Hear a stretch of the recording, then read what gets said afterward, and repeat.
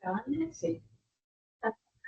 Bueno, buenas tardes, muy bienvenidos y bienvenidas a esta sesión, que es la mesa número 4 sobre políticas educativas. Tenemos en primer lugar la presentación de María Fernández Soto y Ciro Bayón Calvo, de la Universidad Complutense de Madrid. Van a presentar el trabajo Abandono de los estudiantes en las universidades españolas, efectos del rendimiento académico y del origen socioeconómico. Como decíamos, tenemos 15 minutos y luego vamos a hacer las otras ponencias y al final vamos a tener un espacio para discutir y para hacer preguntas. Muchas gracias, María. Vale, muchísimas gracias, Sandra, y buenas tardes o días a todos. Va a empezar a hablar mi compañero Ciro Bayón Calvo y luego ya continuaré yo con la exposición. Muy bien, pues buenas tardes y muchas gracias por este espacio. Creo que ya se ve en pantalla la presentación en PowerPoint. Entonces, bueno, paso a continuación a exponerla junto con María. En primer lugar, comentar que el problema del abandono universitario es común a los países de la OCDE. Se estima que uno de cada 3 estudiantes abandona sus estudios universitarios antes de finalizarlos, y España está en ese promedio de 1/3. Por supuesto, como muchos otros fenómenos educativos que analizamos, es un problema complejo que tiene distintos factores que intervienen y que interaccionan. Es por tanto un problema social de primer orden, porque esto que supone, pues además de una frustración y una pérdida de recursos para las personas, para las familias, también de alguna manera una falta de equidad y también de eficacia de los sistemas educativos y de la sociedad. Nuestro objetivo en este trabajo es analizar la relación entre origen socioeconómico, rendimiento educativo y abandono en una corte de estudiantes universitarios en España. Es un tema que la literatura ya ha trabajado. En esta literatura predominan trabajos de distinta índole. Por un lado, trabajos más de corte económico, donde las teorías más basadas en explicaciones racionales pues tienen su importancia, ¿no? Trabajos como los de Gary Becker a partir de los años 60 y otros más de corte sociológico en los que empiezan a tener que a incluirse variables que tienen que ver con lo social, con el nivel educativo de padres y madres, con el contexto, etcétera. Tenemos por un lado pues teorías de la reproducción social, ¿verdad? No me voy a detener en esto por la limitación de tiempo, otras que insisten más en una explicación en la que los individuos toman decisiones de escolarización en función de ese balance entre beneficios que puedo obtener por tener una mayor educación y tiempo, ¿no? Inversión en tiempo que me supone, y otras que hacen más hincapié pues en la importancia del proceso de socialización, el hábitos, etc. En cualquier caso, yo no sé si estoy pasando yo la pantalla es que se me ha pasado sola. En este trabajo nos centramos en lo que se denomina el efecto compensación, es decir, cómo estudiantes que pertenecen a familias de estratos socioeconómicos más aventajados compensan peores resultados, ¿de acuerdo? Es decir, la relación entre rendimiento y abandono está moderada de alguna manera por la clase social de origen. Sabemos, en base a la literatura, que este efecto de compensación se cristaliza a través de distintas estrategias, como puede ser profesorado particular o mayores lecciones en universidades privadas, si hay problemas de salud mental, por ejemplo, apoyo psicológico especializado. Los recursos son, por tanto, desiguales, ¿no? Un trabajo de hace 2 o 3 años de Bernardi Valdés estimaba esto, ¿no? Para el caso italiano, que los efectos del origen socioeconómico en las decisiones de escolarización, pues no son homogéneas, no son lineales. Y existe consenso en general en que cuanto más bajo es el nivel, el academic performance, el rendimiento educativo, mayor campo hay para la compensación de esos estudiantes que pertenecen a estratos socioeconómicos más aventajados. En cuanto a estudios que han analizado esta cuestión, ya en estudiantes, a ver si puedo pasar la diapositiva. Vale, bueno, aquí simplemente comentar que variables que importan son algunas muy tradicionales, como el nivel educativo de padres y madres,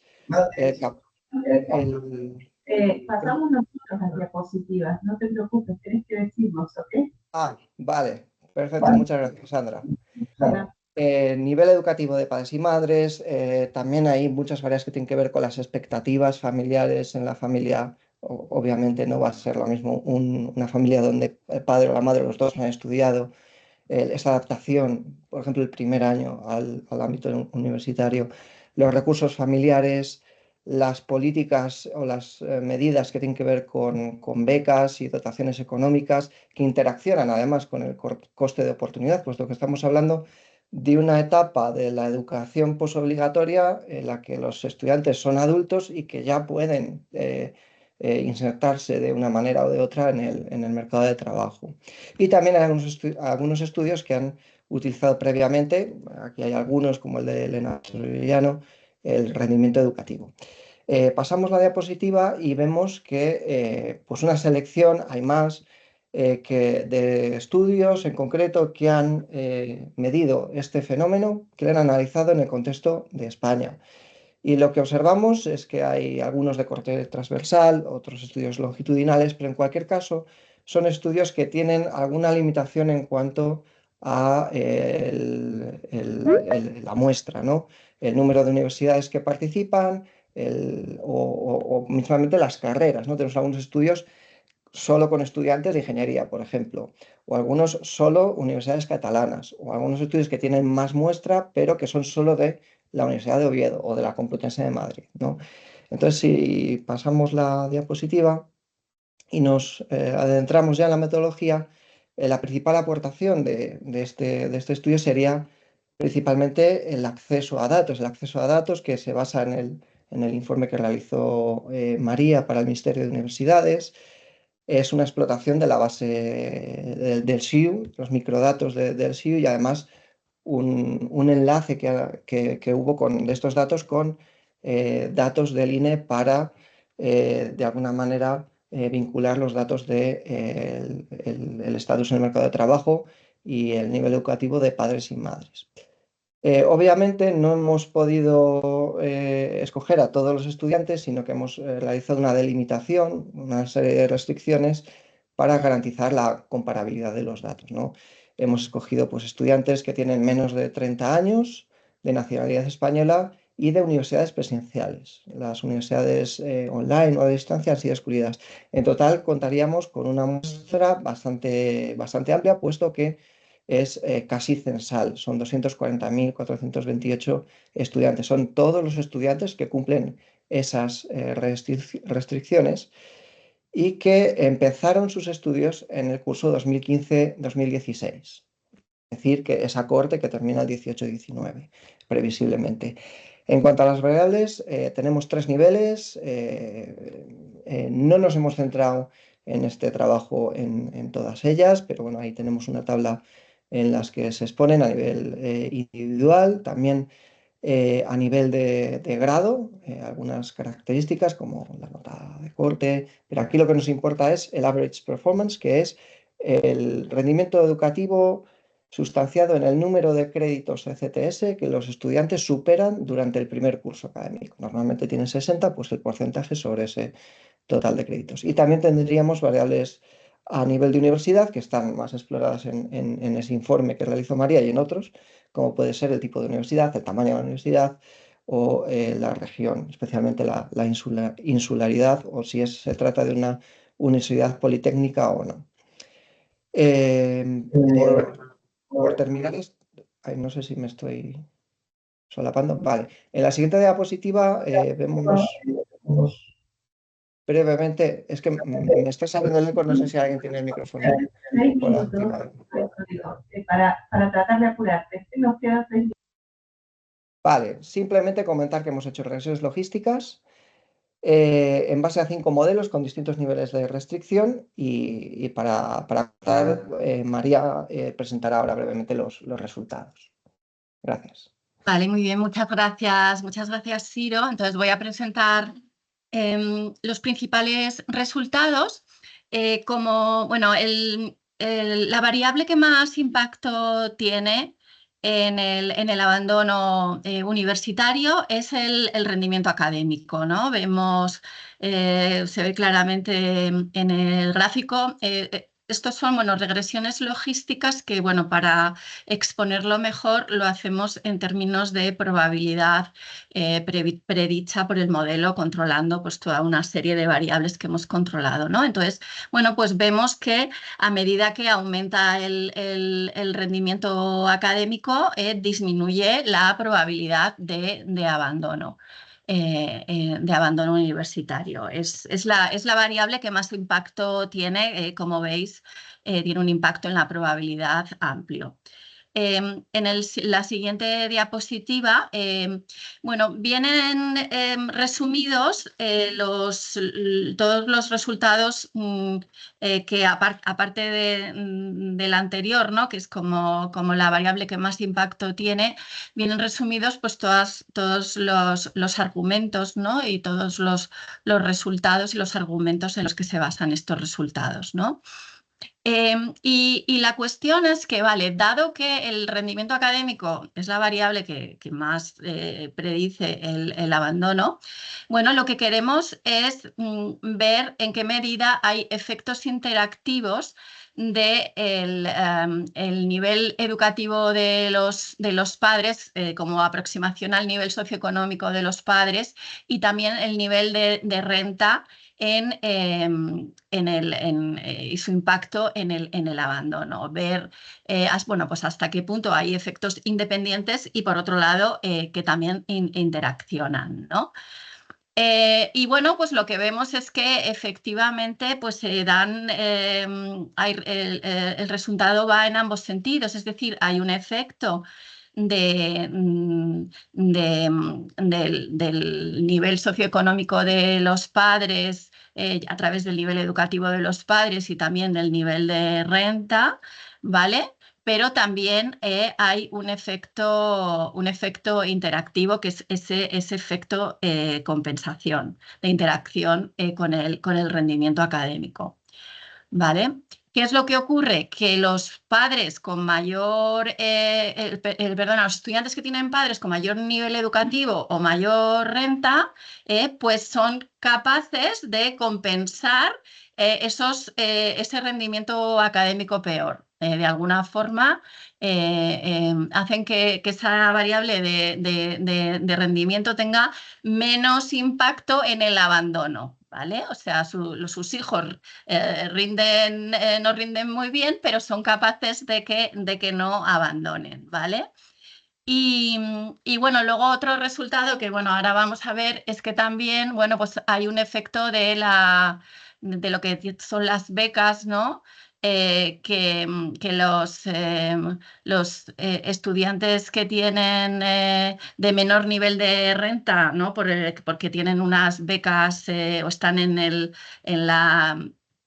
intervalo, ¿no? Reciben una beca y tienen un menor nivel de renta, pues tienen más probabilidad de abandonar y además también se ve que en cambio, si tienen una mayor cantidad de beca, pues tienen menos probabilidad de abandonar. Pero bueno, vamos a ver los gráficos donde se ve claramente todo esto. Bueno, aquí simplemente es el modelo, que bueno, no hemos puesto todos los modelos logísticos, que son muchos y bueno, pues son muy tediosos. Aquí simplemente están el de las interacciones. En primer lugar, la interacción entre el rendimiento académico en el primer año de universidad y el nivel educativo del padre y su impacto en el abandono, y entonces pues vemos que hay un impacto de las dos variables y también la interacción es significativa, y lo mismo con el hecho de recibir una beca, que es una indicación de baja renta, también y su interacción con el rendimiento académico. Hay un impacto de las dos variables, pero también conjunto, la interacción es significativa. Y vamos a los gráficos donde ya se ve bien. Aquí vemos cómo bueno, el nivel en el eje horizontal está medido el rendimiento académico, ¿no? Y entonces se ve ese dibujo claro, ¿no? De que a mayor rendimiento académico, menor abandono, pero si dividimos en función de los estudios del padre, en este caso es el padre, pero bueno, sale igual con la madre, pues vemos que si el padre no tiene estudios universitarios, en niveles de rendimiento educativo bajo, pues entonces hay mayor probabilidad de abandono que si el padre tiene estudios universitarios, ¿vale? Como ha dicho Ciro, pues digamos que estos padres de mayor nivel educativo son capaces de compensar un pobre rendimiento académico de sus estudiantes a través, pues, de múltiples mecanismos de apoyo familiar, clases particulares, psicólogo o lo que sea, ¿vale? Entonces, seguimos en otra diapositiva y vemos que lo mismo ocurre, de hecho, veis que es el mismo dibujo, digamos, con el hecho de tener una beca. Tener una beca para el estudiante es una indicación de baja renta, y entonces es lo mismo, es decir, a mayor rendimiento académico, menor probabilidad de abandono, pero si se tiene en niveles de rendimiento académico bajo, si se tiene una beca, pues entonces hay más probabilidad de abandono que si no se tiene. Esto no es una cuestión de que los becarios tengan peor rendimiento, porque de hecho es al revés, los becarios tienen más rendimiento que los no becarios. La cuestión es que si tienen bajo rendimiento se exponen a perder la beca, y entonces pues ahí tienen más probabilidad de abandono. Seguimos viendo, y voy a ir ágil, que sé que vamos mal de tiempo. Aquí lo que vemos, estos son, en el eje horizontal están los umbrales de renta, ¿no? Entonces, el umbral 1 son los que menos renta tienen, ¿vale? El 2 más y el 3 más. Entonces, pues se ve que la probabilidad de abandono pues es menor cuanto mayor renta dentro de los becarios, ¿vale? Esto es lo que indica. Es un efecto pequeño, pero es significativo, y en la siguiente pues lo que se ve es que también entre los becarios, cuanto mayor es la beca que obtienen, menor la probabilidad de abandono, ¿vale? También el efecto pues no es muy grande, pero también es significativo. En este caso, ese modelo es sin controlar por nota de admisión. Y ya, pues eso, concluyendo, pues lo que vemos es que el abandono universitario está influido por el nivel socioeconómico de los estudiantes, ¿vale? Algo, bueno, pues que digamos que vemos que en todas las fases de la educación y en un montón de indicadores, ¿no?, educativos, pues se ve. Y aquí nuestra contribución, bueno, pues es verlo de forma detallada, aplicado a las universidades españolas, y sobre todo examinar el efecto compensación, es decir, ver que efectivamente hay un efecto del nivel socioeconómico que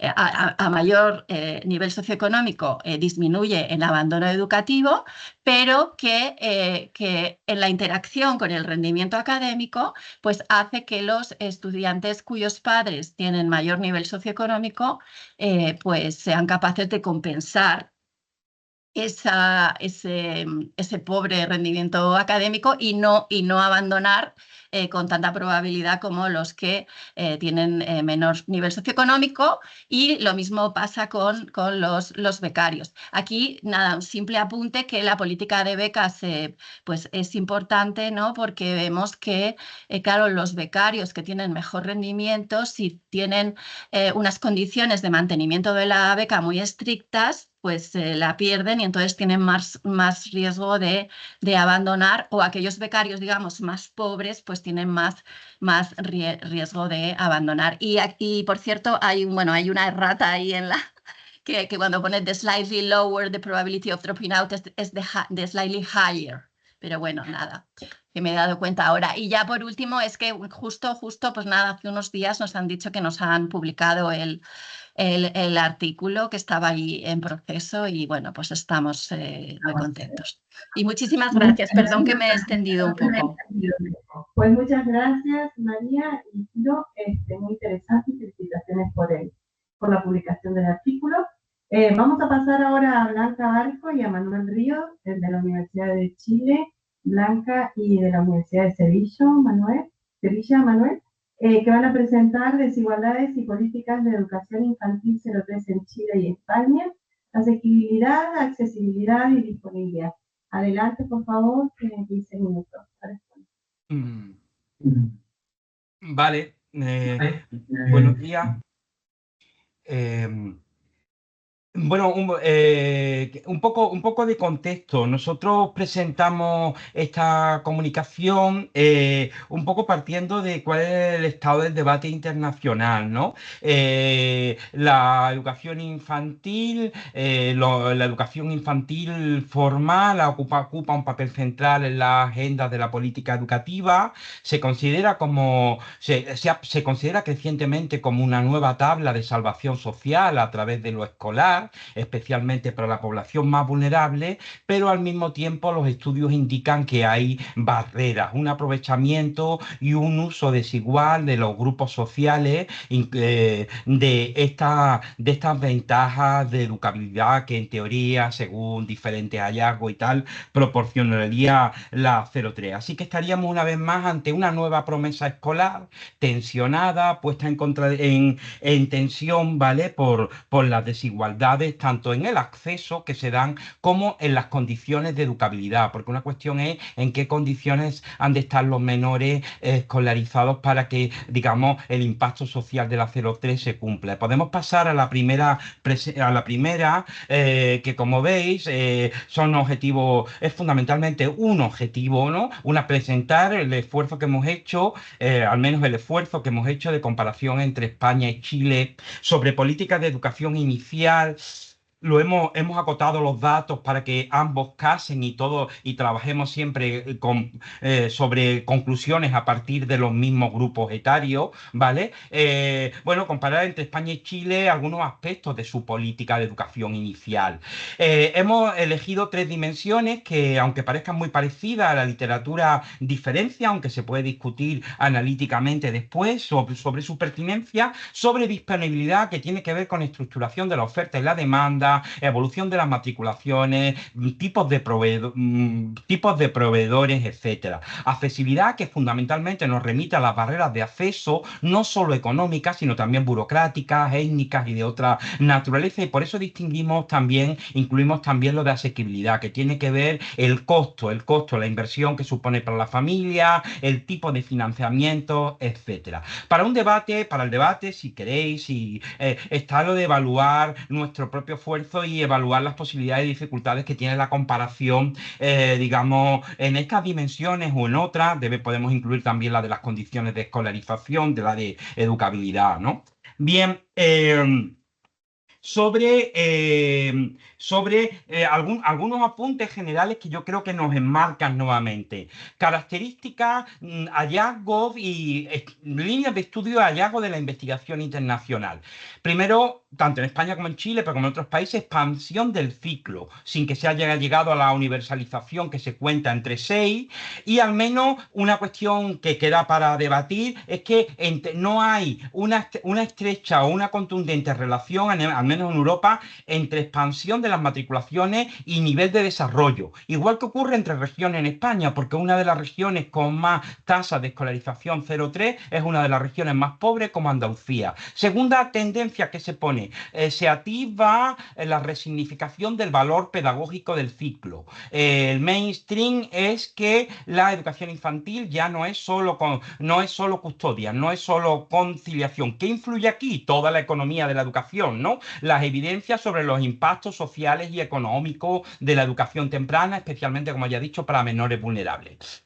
Pero claro, conseguida la expansión, queda la preocupación por qué condiciones se escolariza. No basta con acceder. Hay crecientes estudios que vienen señalando el papel de las condiciones de educabilidad y el papel que juegan los tipos de proveedores, la mercantilización del sistema de provisión de cuidados formales de educación infantil, etcétera. A esto me refiero con la privatización. Y otro hallazgo es que la promesa se está viendo incumplida porque existen estructuradas y constantes brechas y barreras sociales en el uso de estos servicios. Incluso cuando la educación infantil es gratuita, persisten esas barreras, como muestran estudios de casos como uno que yo he hecho en Barcelona. Y está también, tanto en Chile como en España, como las escuelas infantiles se especializan en población vulnerable, aunque también hay tendencia de intentos claros de uso de las escuelas públicas mejor dotadas por parte de clases medias. Quiero subrayar que hay una gran laguna en la agenda de investigación que son las familias, especialmente sobre elección de escuelas infantiles que en España están desgajadas y en Chile también están desgajadas del sistema educativo. Falta investigación sobre esta cuestión. Podemos pasar, ¿no? Bien, entramos en España, podemos pasar.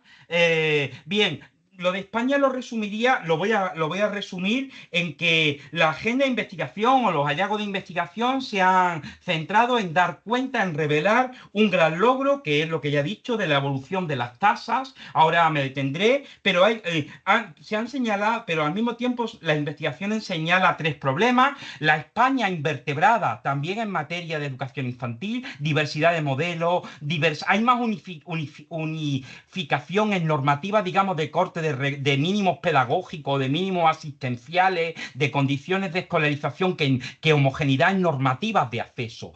Tanto el coste para la familia, los criterios de asignación de plaza en situaciones de insuficiencia de oferta. Todo, es decir, podemos hablar de una España de un mosaico, el tipo de oferta, los proveedores, en unos sitios domina la oferta pública, en otros sitios está casi completamente privatizado. O sea, la España invertebrada, un mosaico muy complejo de educación infantil por comunidades autónomas. Ese es un primer problema. Luego está lo de las barreras, que ahora lo de las barreras de todo tipo, y luego queda el tema este que ya he subrayado de no basta con acceder. Y el tema de las familias, pues, bueno, poco a poco se van haciendo también en la línea que aquí estamos en la Universidad de Sevilla también, sobre todo sobre estrategias familiares de acceso a la IO 03 y representaciones, percepciones sociales de la educación infantil entre familias de diferentes clases sociales, porque esto es un tema central para una política pública. Si la 03 es una tabla de salvación social, demostrada su impacto y tal, ¿cómo podemos, digamos, articular el atractivo de las familias hacia la educación infantil más allá de la conciliación? Podemos pasar la diapositiva, gracias. Vale, aquí entraría en presentar brevemente los resultados sobre España en las 3 dimensiones que he propuesto. Les resumo: disponibilidad, logros escolarizadores, estamos cerca de lo que indica la garantía social europea de que debe haber un 50% de matriculación en 0,3. En 25 años España ha multiplicado su tasa neta de matriculación, aunque no se ha universalizado y no está creciendo tan rápido como se produjo la escolarización 3-6, que curiosamente fue dentro de lo que es el entramado de lo que son los ciclos propiamente escolares. De hecho, la gente no representa el 0-3 como un ciclo escolar. De hecho, es que las estudiantes de infantil creen que ellas vienen a estudiar el 3-6 y consideran que el 0-3 no va con ella, porque entre otras cosas eso implica mirar a un trabajo no descualificado, sino mal pagado, como es el de las educadoras con formación profesional. Grandes diferencias territoriales. Pasamos en Andalucía, Cataluña, por ejemplo,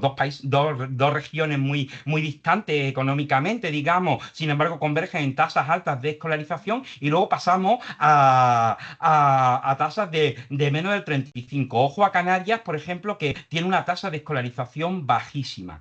Bueno, algo que se sabe y que es interesante estudiar y se está haciendo ya con los permisos parentales. La educación infantil, se han diversificado los motivos de matriculación, ya no solo por conciliación, ¿vale? Pero la gente no quiere matricular antes de un año, ¿ok? La masiva escolarización se concentra entre los 2 y 3 años. Quiero subrayar una cosa: lo que se ha avanzado no ha sido tanto por políticas públicas planificadas, sostenidas, sino como a consecuencia de necesidades de conciliación de las familias y de promesas electorales en ese sentido. Y, por ejemplo, eso ha llevado a que las cosas se hagan precipitadamente. Por ejemplo, en Andalucía, bajo promesas electorales, se crea en 2 años una red de escuelas infantiles privadas, engañan a las maestras porque montan pequeñas escuelas infantiles que ahora están ahogadas económicamente. O sea que la planificación en muchos aspectos ha sido deficitaria. Bueno, la diversificación de proveedores es una característica. Escuelas de titularidad y gestión pública, ¿a qué llamamos escuelas de titularidad pública pero gestión privada? ¿Es pública la escuela infantil pública española? Es una reflexión. Escuelas privadas pero que dependen de subvenciones públicas, el caso del 70% de los andaluces, y escuelas privadas que, como ocurre también en Chile, son las que más opacidad en términos de estadísticos también presentan. En cuanto a la accesibilidad, identificadas barreras económicas. A estudios de voz mediano y tal señalaba que más del 52% de las familias no matriculaban por motivos económicos. El efecto Mateo: los que matriculan mucho más, los que tienen ingresos más altos frente a los que tienen ingresos más bajos. Barreras burocráticas, algo importante: priman criterios de conciliación. Por ejemplo, tienen ventaja una pareja de doble ingreso frente a una familia pobre, ¿no? Bueno, esto no en todas las comunidades, ¿no? Pero en muchas comunidades priman más los criterios, digamos, de conciliación, los criterios laborales, de que los padres trabajen, frente a criterios sociales, ¿ok? Los niños un poco al borde de la exclusión tienen que ser integrados en la 03 por servicios sociales de manera etiquetante, etcétera.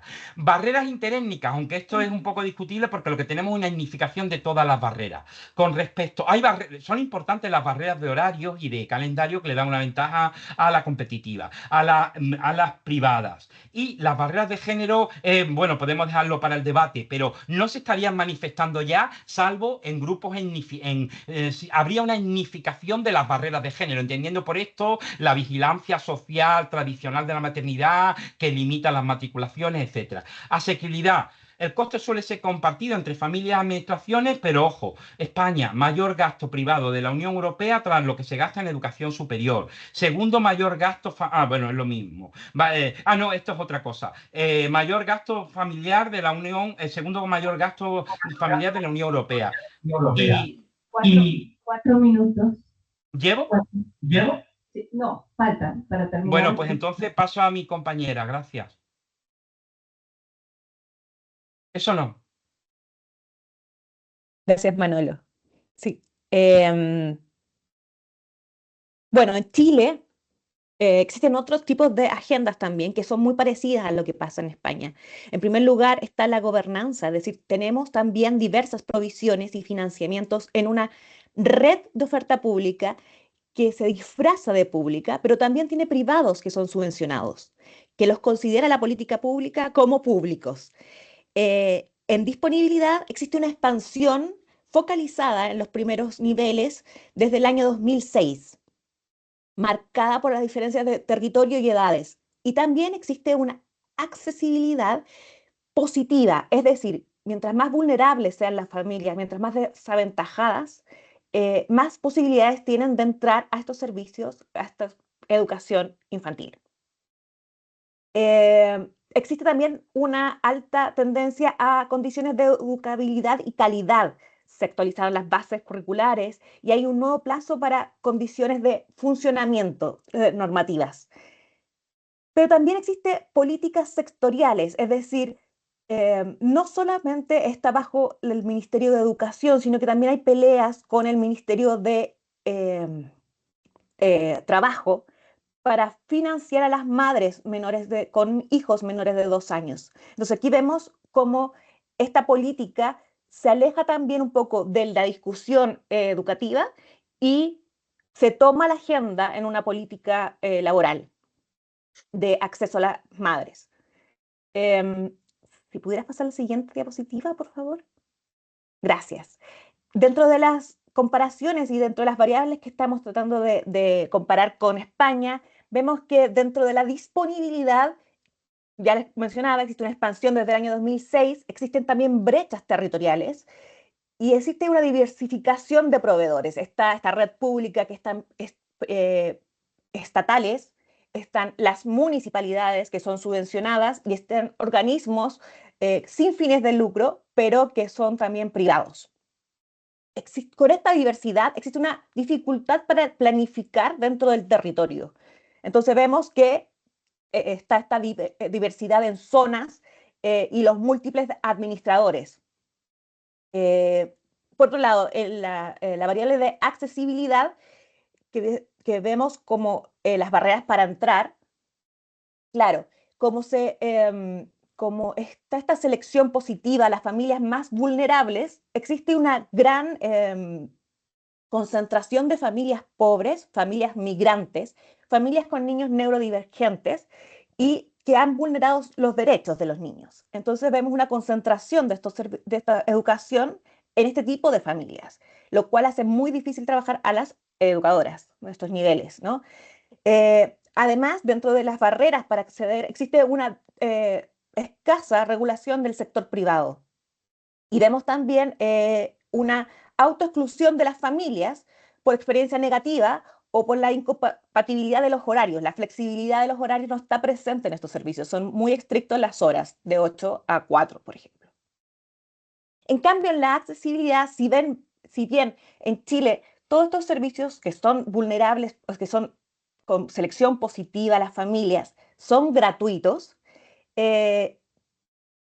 existe también esta diferencia con los que son subvencionados y los que son estatales, que pelean por este financiamiento que está asociado a la asistencia. Entonces vemos cómo, si bien las familias no perciben esta sensación de costo, sí hay una diferencia dentro de la organización. Ok, tal vez sí podemos pasar a la siguiente diapositiva como para ir cerrando por el tiempo. Queríamos mostrarles también un poco las convergencias entre España y Chile. Vemos esta gobernanza con estos mosaicos o caleidoscopios de proveedores entre Chile y España. Vemos también esta gran expansión, pero que no alcanza la universalidad, pero que sí está el tema de calidad un poco pendiente. Vemos avances sobre las regulaciones de casi todos los centros, pero que no basta con estas normativas. Vemos que sí hay una mayor disponibilidad, hay mayor plazas y hay mayor cupo por esta expansión, pero sí hay desequilibrios territoriales y eso es lo que estamos tratando de adentrarnos, ¿no? La llamativa mayor privatización, ¿no? En España y en Chile. Y en Chile está un poco opacado, como decía mi compañero. No se tiene muchos registros de cuánto hay de la disponibilidad en educación privada. Y hay problemas de equidad, las barreras de acceso en la población vulnerable. Entonces, tal vez seguir con un poco las conclusiones de esta presentación y nuestras investigaciones, un poco, primero, la dificultad metodológica de la comparación entre estos dos países y el desafío metodológico que tenemos adelante, esta la diferencia, para no decir la palabra tan complicada, esta diferencia entre los proveedores las marcadas diferencias territoriales que tenemos que analizar como diferentes provisiones y también gobernanza, y los distintos grados de centralidad, es decir, las municipalidades, los territorios, las comunidades autónomas, cómo eso regulan esta educación en la primera infancia, ¿no? Entonces, lo que queremos hacer es una lectura situada de estos dos contextos y ver cómo podemos avanzar entre ambos. Y la siguiente conclusión, y para finalizar, es los desafíos que tenemos en esta comparación para llegar a una justicia educativa, ¿no es cierto? Es superar la segmentación de la oferta, es decir, este mosaico, este caleidoscopio de proveedores. Y, ok, después de esta gran expansión en los cupos, en la cobertura, necesitamos una necesidad de enfocarnos en los territorios que sean más homogéneos. Necesitamos también revisar los criterios de admisión, ¿no es cierto?, que son diferenciados en los países. Por ejemplo, en Chile necesitamos más criterios de conciliación, que sí están en España, y España necesita más criterios sociales, que sí están en Chile. Necesitamos ampliar la asequibilidad, es decir, un costo, más que un costo de gratuidad focalizada a las familias más pobres, necesitamos también políticas intermedias, ¿no es cierto?, que ayuden a estas familias que son precarias estabilizadas. Y esto solo para terminar, y extender la calidad. Gracias. Claro, ahí está, son muchos los desafíos. Lo que sí agradecemos es muchísimo la importancia del esfuerzo que han hecho en hacer la comparativa. Muchas gracias, por realmente es un excelente ejemplo de gran esfuerzo. Así que los desafíos son múltiples ya. Por falta de tiempo, seguimos adelante y después, en todo caso, volvemos sobre ellos. Pero los desafíos ya los veo realmente importantes. Vamos a pasar ahora a Paula Buñolo y a Sebastián Lemos, que nos van a hablar desde el Instituto de Investigaciones del Gino Germani sobre transiciones del nivel secundario al superior, pautas de desigualdad social para la formulación de políticas educativas regionales.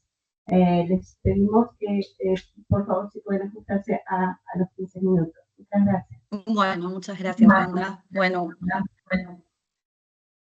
agradecemos mucho la presentación y también este esfuerzo también de poder enlazar los datos con las políticas educativas en este caso. Bueno, si pueden pasar a la otra filmina. No veo el PPT. Ahí está. Bueno, el objetivo de nuestro trabajo es analizar la desigualdad, la graduación del nivel secundario y el acceso al nivel superior en Argentina, poniendo el foco en la influencia de la clase social de origen, el clima educativo del hogar, el género. Se va a analizar las diferencias en las regiones de Argentina y las cortes de edad.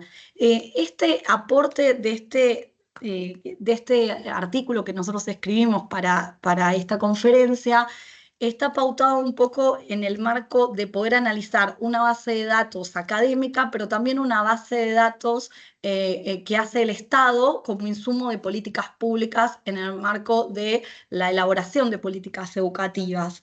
Entonces, bueno, también tiene un segundo objetivo que es mirar cómo se complementa el análisis en desempeño de lengua y matemática de los últimos 2 años del nivel secundario como indicadores de estratificación educativa y también de calidad de alguna manera. En Argentina, este enlace de hacer el secundario al nivel universitario tiene que ver con que la expansión educativa del nivel secundario todavía no es total y de alguna manera es un tema de agenda pública, ¿no es cierto? Y el acceso a las universidades también aparece como una problemática a trabajar a nivel nacional, que por estos días está también teniendo bastante llegada.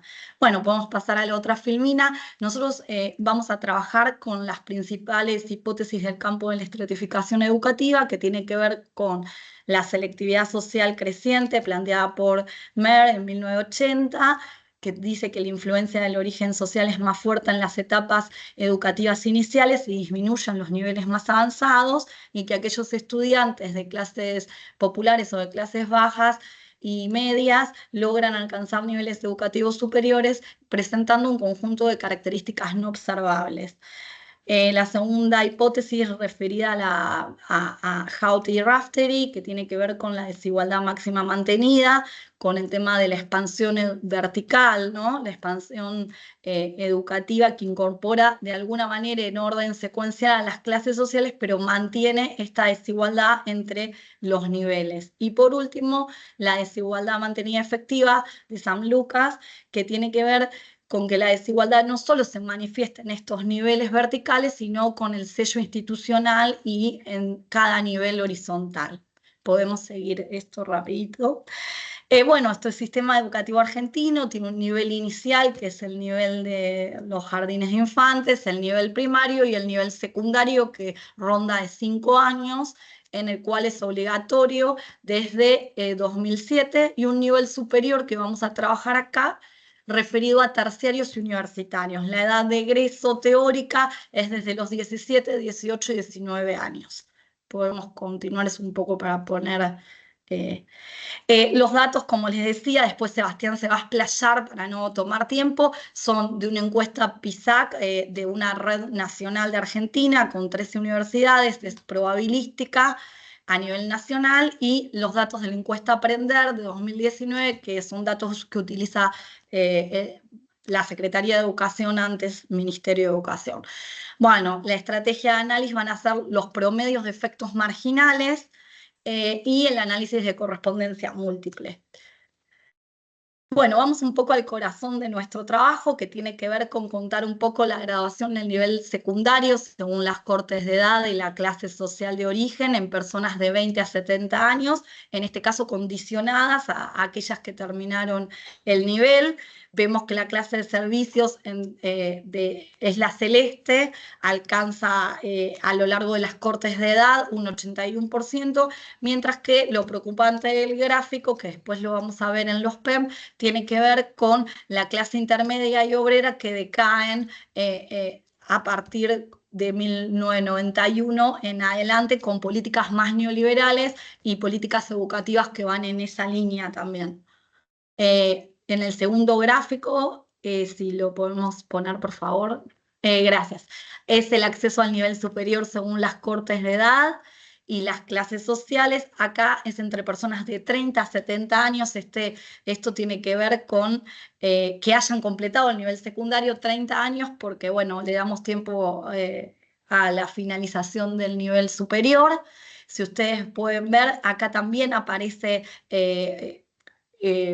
la clase profesional y de servicios aparece con una curva ascendente, pero la clase intermedia y obrera aparecen como mucho más abajo. Eso nos muestra un poco cómo fue decayendo en el último tiempo. Pues vamos a observar con los PEN alguna de esas cuestiones. Bueno, sí, muchas gracias. Paso rápido, así contamos un poco los promedios de efectos marginales, y le dejo tiempo también a mi compañero para explicar el resto. Los promedios de efectos marginales de la graduación del nivel secundario y el acceso al nivel superior muestran en términos generales que el acceso al nivel superior presenta mayores obstáculos en la finalización que la finalización del secundario, y se encuentra fuertemente condicionada por el clima educativo del hogar y la clase social de origen. Un poco tiene que ver que la graduación del nivel secundario en el resto del país, el nivel educativo del resto del país es un poco más bajo que el del Gran Buenos Aires y el de Cava, con lo cual eso hace que, como mencionaban un poco María y Ciro, también esta parte que dice Sam Lucas, que dice Mer, de poder ayudar, de poder acompañar esa trayectoria educativa, impacta de alguna manera. Nosotros lo medimos de forma indirecta con el nivel educativo de los padres, del hogar, el nivel educativo más alto. Sin embargo, eso está presente en otros estudios que nosotros realizamos, tanto con la base Aprender como cualitativos, donde este acompañamiento disminuye y este pago o suplemento de tutorías o de tutorías que los padres de clase media alta o clase alta pueden acompañar, o sea, ese desempeño no funciona así. Entonces los PEM muestran un poco este peso de la clase social y este peso del clima educativo del hogar, y algo preocupante que muestran tiene que ver con cómo en la última corte disminuye la probabilidad de graduarse en nivel secundario. Eso también es algo que preocupa. A pesar de que durante los últimos 20 años hubo políticas de acompañamiento de culminación del nivel secundario, como el Plan Fines, como otras políticas que acompañaron la parte del secundario que tiene que ver con becas, progresar, y hubo una modificación en el 2006 de la ley educativa. Por eso desde este año, a nivel nacional, la política educativa de la provincia de Buenos Aires, acompañado por CABA, está implementando un nuevo sistema de acompañamiento para culminación del nivel secundario, que tiene que ver con la no repitencia, sino con la acumulación de contenidos que te podés llevar de un año a otro. La verdad que Argentina tiene un problema todavía en la graduación del nivel secundario, y eso obtura un poco el acceso al nivel superior. En cuestiones regionales venimos trabajando, y las cuestiones regionales pesan más en el nivel secundario. Parece que no pesan tanto una vez que acceden al nivel superior. Esto ya lo habíamos controlado también con el logro educativo del nivel superior, y se viene trabajando. Tiene que ver con la estructura educativa que tiene el resto de Argentina, y por eso hay diferencias regionales que va a retomar Sebastián, pero que pareciera ser que una vez que se traspasa el nivel secundario, el acceso al nivel superior en el resto del país tiene más oportunidades, un poquito más de oportunidades. Con respecto al género, encontramos que las mujeres están mejor que los varones, como es la pauta internacional, y eso nos permite verlo más en el acceso al nivel superior que en la culminación del secundario. Ahora le doy la palabra a Sebastián para no excedernos. Muchas gracias.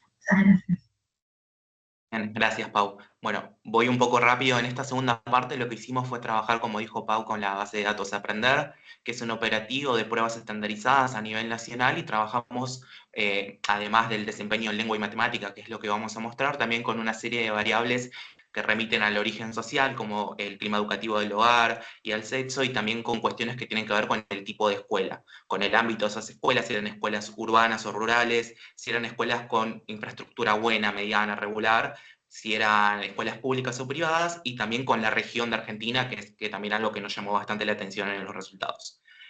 Bueno, en este análisis de correspondencias múltiples pudimos encontrar, digamos, una creación de un espacio social bastante interesante, donde podemos construir dos ejes a partir del primer gráfico. Un primer eje que explica el 54% de la varianza, que es el horizontal, y asocia principalmente a la región y el sector gestión. Y un segundo eje vertical que muestra un 21,7% de la varianza y asocia el sexo, el clima educativo del hogar y el ámbito. Mientras por otro lado el nivel de infraestructura de la escuela y el desempeño oscilaban un poco entre los dos factores, marcando una contribución bastante equitativa a los dos. A nivel general, la distribución de las categorías nos muestra un panorama donde las desigualdades educativas un poco reflejan cómo se configura el rendimiento académico en función de las características del desarrollo y de la oferta regional en Argentina, y por otro lado las oportunidades que ofrece el origen social. Del lado izquierdo de nuestro espacio social encontramos los desempeños más bajos, con una tendencia hacia la parte inferior de ver regiones como el NEA, donde encontramos los hogares con clima educativo bajo, con escuelas rurales, con poca infraestructura, y mientras que del lado contrario, por ejemplo del lado derecho, vemos los mejores desempeños asociados a climas educativos altos, a escuelas urbanas, a desempeños satisfactorios o buenos, y por ejemplo si vemos en contraposición al NEA, vemos a la Ciudad Autónoma de Buenos Aires en el otro extremo, donde se caracteriza bastante la presencia de escuelas privadas. Asimismo es interesante también una pauta de género que empezamos a encontrar, que el desempeño en matemáticas está muy asociado, por ejemplo, con los varones.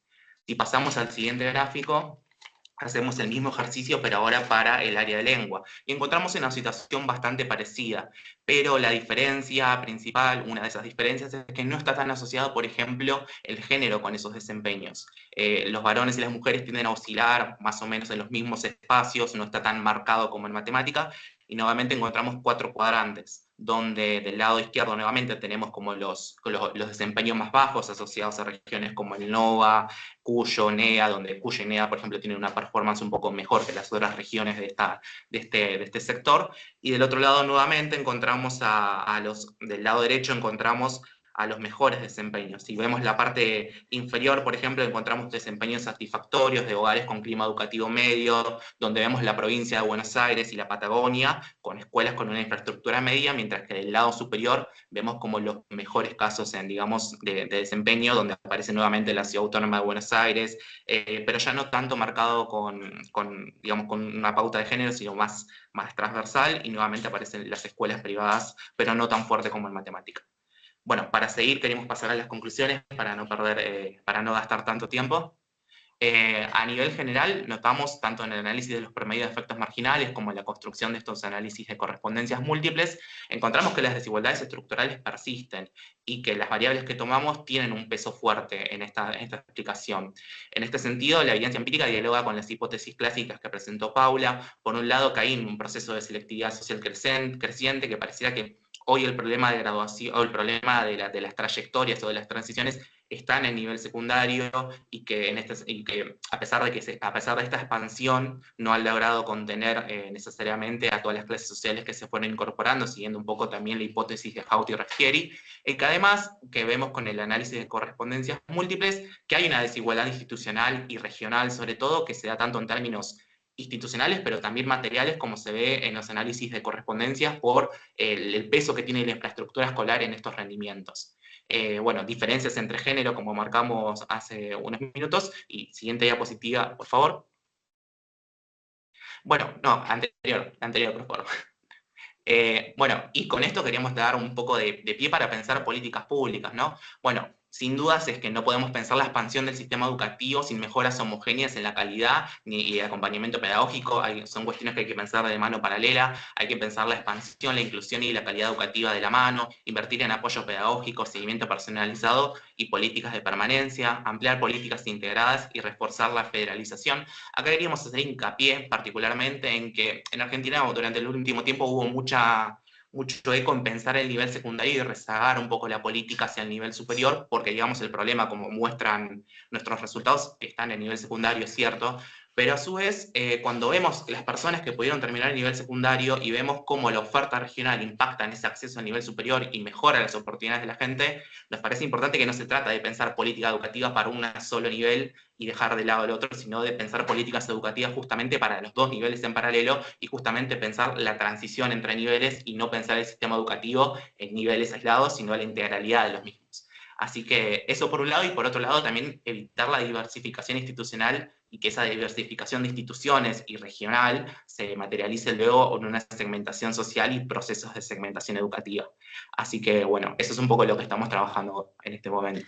Gracias. Y solamente quería agregar algo a lo que decía Sebastián para que les quede una idea, que bueno, la primaria ya está lograda en su masificación en el 98%, y ahora se está hoy por estos días discutiendo la lectocomprensión y el avance en matemática. Entonces, bueno, son herramientas que no están quedando claras desde la primaria y luego son difíciles cuando se arrastran en el secundario, y entonces pensar una política pública integral como planteamos en este paper, que sea no solo de culminación y de logro educativo del nivel, sino acompañada con herramientas de calidad que le permita también la transición al nivel terciario y universitario, de algún modo, al nivel superior, para que esa continuidad no quede en el desgranamiento de los primeros años del nivel superior, como también planteaban el primer artículo en España de María y Ciro, ¿no? Ese es otro debate, pero nosotros todavía estamos como en el debate anterior de el logro educativo, que debería ser acompañado también de la calidad de estas herramientas,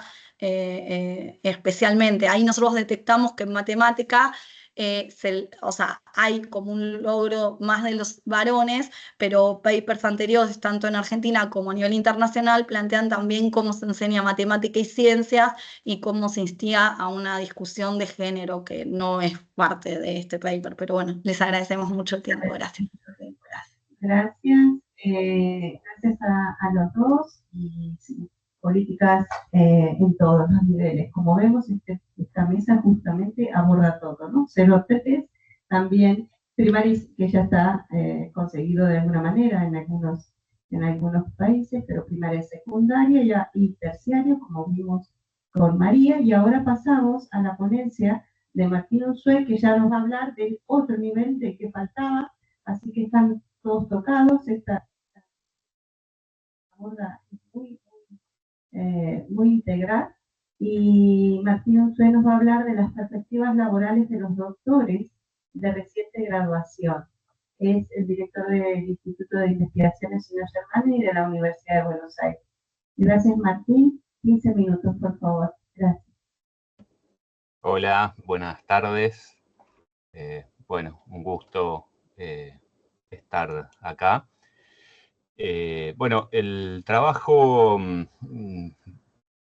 presenta resultados de una encuesta que hicimos en el último trimestre del año pasado, y nuestro trabajo de investigación está ya hace varios años centrado en la cuestión de las perspectivas laborales de lo que llamamos doctores de reciente graduación, que son doctores que tienen hasta 5 años desde el momento de graduación. La encuesta que hicimos está en la siguiente diapositiva. Es una encuesta online autoadministrada con 789 casos de doctores de reciente graduación en todas las disciplinas y en la Universidad de Buenos Aires, en los doctorados de la Universidad de Buenos Aires. En principio hay unos 70 doctorados en la Universidad de Buenos Aires y bueno, nosotros trabajamos con todos los graduados de los últimos 5 años de esos 70 doctorados. Tenemos una serie de caracterizaciones de esa población de doctores que por una cuestión de tiempo no me voy a detener en ello. Sí puedo muy brevemente mostrar que la duración de los doctorados no es necesariamente homogénea en los distintos campos disciplinares.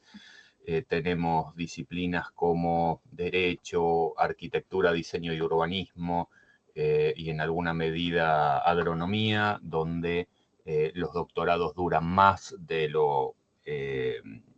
del promedio del sistema, que es de 6 años, y tenemos algunas facultades como ingeniería o ciencias exactas, donde los doctorados están más cerca de los 5 años. Acá hay varios comentarios que solo los menciono y dan lugar a bastantes discusiones. La modalidad de realización del doctorado no es igual en todas las disciplinas. En algunas disciplinas, los estudiantes que salen de la carrera de grado inician el doctorado inmediatamente. Esto sucede en general en las ciencias exactas. En otras disciplinas es habitual hacer otros posgrados antes del doctorado, hacer en general maestrías. Cada disciplina tiene su tradición en este sentido y hace que los años de escolarización que llevan a la conclusión del doctorado cambien. Paso a la siguiente, la distribución por género de los doctores de reciente graduación. Bueno, confirmamos algo que ya hace tiempo que se va viendo, que es la feminización de la carrera académica y también de los doctores o de las doctoras. Y en la siguiente filmina también mostramos los doctores de reciente graduación que tienen y no tienen hijos, que es un dato importante porque tiene impacto sobre la velocidad a la que se realiza el doctorado, sobre el modo en que se realiza el doctorado y también sobre la inserción laboral y las posibilidades de internacionalización de esa inserción laboral. Acá lo que vemos es que el 43% de los doctores de reciente graduación que entrevistamos tienen hijos. De ese 43%, la mayoría los tuvo mientras estaba haciendo el doctorado. Y podemos ver en el... bueno, no tengo la filmina, perdón, la edad de los doctores de reciente graduación, también un poco en sintonía con la duración de los doctorados, es una edad que en general es relativamente alta. Tenemos muchos doctores que se gradúan ya de los 35 años en adelante. Es un número incluso alto en términos internacionales, porque se articula con varias cuestiones, en general también con carreras de grado que son más largas en Argentina que en otros países, a pesar de que hay ya hace unos cuantos años un proceso de acortamiento de los planes de estudio que tiende a acercar más la media de graduación, la edad media de graduación de los argentinos a las pautas internacionales, pero muy lejos de lo que es el modelo Bolonia que tienen ustedes. Bueno, en la filmina siguiente tenemos el país de residencia de los doctores de reciente graduación.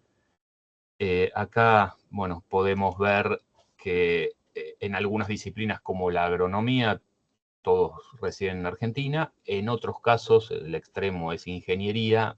La mitad de los doctores de reciente graduación viven en otros países.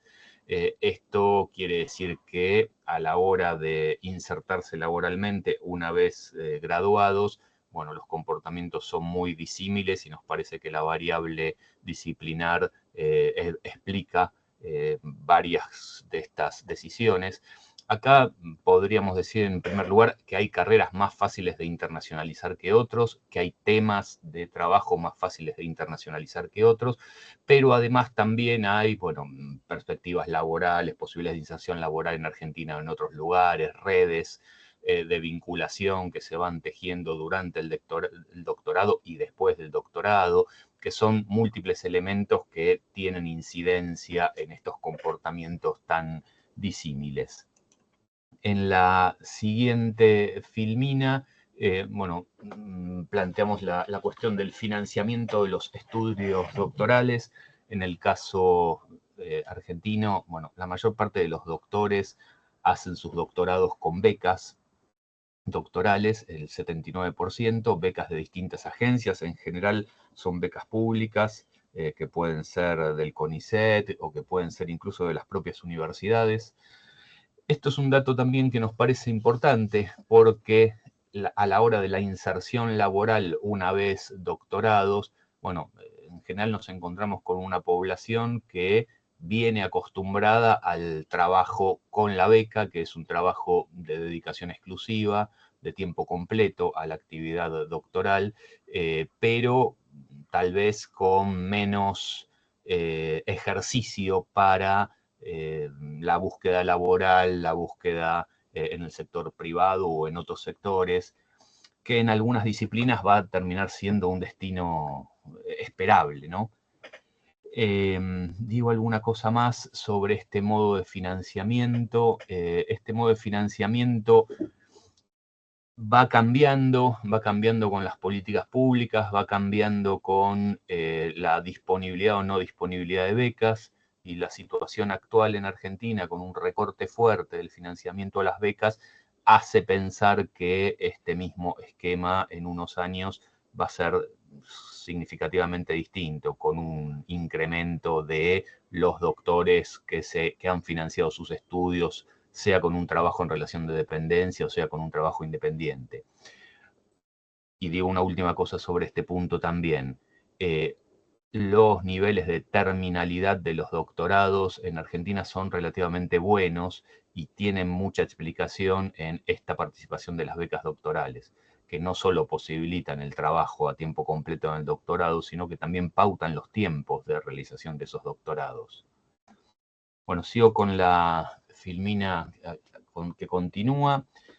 Se refiere a la cuestión de los postdoctorados, una cuestión, bueno, bastante importante y sobre la que estamos empezando a trabajar más con nuestro equipo. En muchos países el postdoctorado es, bueno, la primera inserción laboral hasta o en proceso de búsqueda de un empleo estable, permanente, en planta, en alguna institución. Esto suele traducirse en la realización de múltiples postdoctorados, de secuencias de postdoctorados que se prolongan a veces bastante tiempo hasta que se puede acceder a puestos estables. En la tradición argentina esto no es tan así. Los postdoctorados son de bueno, han crecido significativamente en los últimos 10, 15 años. Han crecido significativamente de prácticamente no existir y se han vuelto una suerte de transición hacia el empleo estable, pero que es una transición no secuencial, es decir, no se hacen múltiples postdoctorados, sino que se hace un postdoctorado con un financiamiento ad hoc, con una beca postdoctoral que tiene un plazo estipulado y que en alguna medida se utiliza como un periodo de transición en el que se acumulan antecedentes para poder ingresar a un empleo en el sector académico, un empleo estable en el sector académico. Esta es, bueno, una particularidad un poco de nuestra tradición local. Los postdoctorados en general tienen unos 2 años de duración o algo parecido. Hay alguna pequeña dispersión, como pueden ver, en los distintos campos disciplinares, pero no hay en la tradición argentina la secuencia de estancias postdoctorales que se suele conocer en Estados Unidos o en algunos países europeos. En la siguiente filmina tenemos el trabajo de los doctores de reciente graduación encuestados. Lo que podemos ver en primer lugar es que, bueno, prácticamente no hay desempleo entre los doctores. Esto es algo que ya lo venimos viendo hace muchos años. Lo que no quiere decir que el empleo al que acceden sea necesariamente bueno, pero sí podemos decir que este perfil de graduados que supone que tienen las mayores calificaciones es un perfil de graduados que acceden a algunas formas de empleo y que casi no tienen situaciones de paro. El 55% de los encuestados tienen un trabajo asalariado registrado en forma estable, un 10% tienen un trabajo asalariado registrado temporario y un 25% son becarios, en este caso becarios postdoctorales, que aspiran a tener un trabajo asalariado registrado de forma estable. Vemos que hay muy pocos trabajadores independientes o empleadores en el universo de doctores de reciente graduación, y esto tiene que ver un poco con el perfil predominante de esa inserción laboral, que es el perfil clásico de la inserción en el sector académico. Esto tiene algunas particularidades en distintos campos disciplinares, pero en términos generales en Argentina se sigue predominando la inserción laboral académica de los doctores, algo que está cambiando aceleradamente en varios países del mundo con la aparición de los doctorados de perfil más profesionalista. Hay una tradicional división entre lo que los colegas brasileños llaman los posgrados lato sensu y stricto sensu, los posgrados profesionalistas y los posgrados académicos, donde los doctorados siempre han caído del lado de los posgrados académicos. Esa distinción tradicional está cambiando con la aparición de los doctorados en empresas, los doctorados en la industria, que son modalidades muy crecientes y que crecen a velocidades sorprendentes en muchos países del mundo. Ese fenómeno todavía en Argentina no se ha expresado claramente. Bueno, paso a la siguiente filmina, porque estamos con el tiempo muy mal. Esta es la modalidad de trabajo. También estuvimos indagando sobre el trabajo presencial, virtual e híbrido, y acá está cruzado por género. Bueno, es interesante ver que en general las mujeres acceden más a el trabajo híbrido o virtual que los hombres. En la siguiente vemos la distribución también por modalidad de trabajo por campo disciplinar. Bueno, algunos campos disciplinares como ingeniería y agronomía muestran trabajo completamente presencial de los doctores, y algunos campos tienen como la psicología, una importancia del trabajo híbrido bastante significativa. Lo mismo es el caso de las ciencias sociales. Paso a la siguiente, el sector del empleo principal de los doctores. Acá hago una aclaración. En Argentina, y esto ya lo hemos relevado en otros trabajos previos, el pluriempleo es bastante común, también entre los doctores. Entonces, en nuestra encuesta hemos relevado cuestiones sobre el trabajo principal, el trabajo secundario y en algunos casos incluso sobre un tercer trabajo. Bueno, esto es sobre el trabajo principal. El trabajo principal de los doctores lo vemos en organismos científicos públicos, el 38%. Esto mayoritariamente en nuestro caso es el CONICET, pero como hay otros campos disciplinares, también hay trabajo en el INTA, que es el Instituto Nacional de Tecnología Agropecuaria, o algunos otros organismos científicos. Después hay un 28% que trabaja en universidades. Llamativamente, la mayor parte del trabajo en las universidades es en universidades públicas. Y después tenemos, bueno, alguna distribución donde hay sistema educativo no universitario, gobierno, profesionales independientes, organizaciones no gubernamentales, otros, ¿sí? Pero, bueno, claramente el sector académico, sea organismos científicos, sea universidades, explican la mayor parte del empleo de los doctores. Y si vamos al siguiente, la siguiente filmina, bueno, ahí tenemos la distribución por género.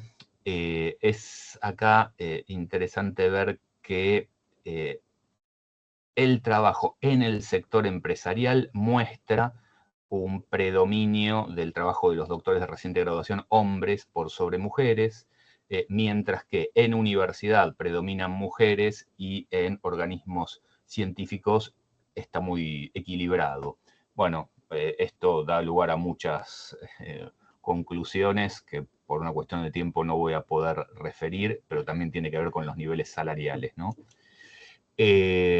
También se les preguntó si realizan trabajos docentes en su trabajo principal. Lo que vemos es que más o menos la mitad o un poco más de la mitad sí realizan trabajo docente dentro de su trabajo principal. Esto quiere decir en universidades, pero también afuera de universidades.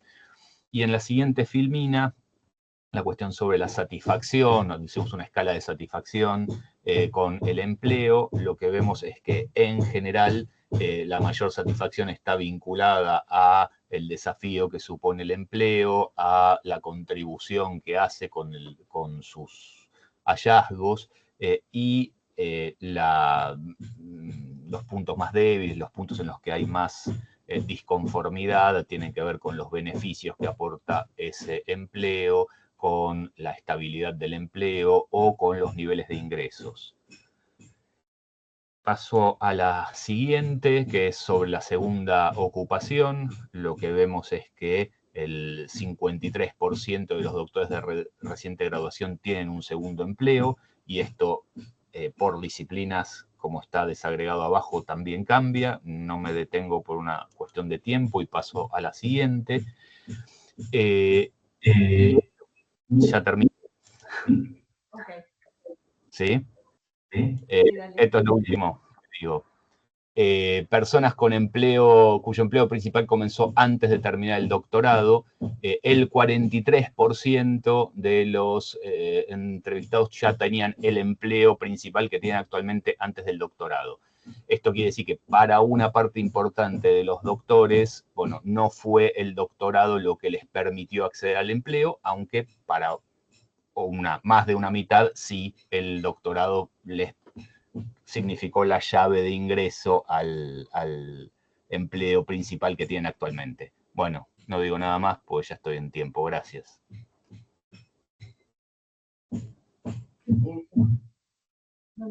Hola, bueno, perfecto. ¿Me escuchan bien ahí? ¿Hola? No, ¿no? A ver.